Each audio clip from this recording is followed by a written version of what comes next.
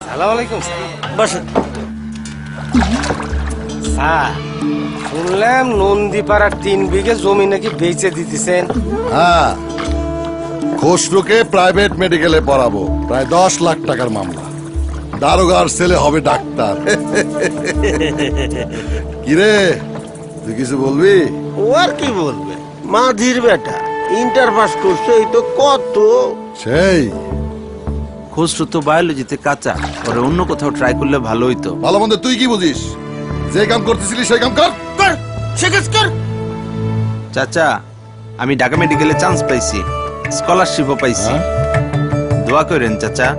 এভাবেই দুর্দান্ত গতিতে চলছে ডিজিটাল বাংলাদেশ করার কাজ। আর তাই সরকার দেশের প্রতিটি ইউনিয়নে চালু করেছে তথ্য ও সেবা কেন্দ্র।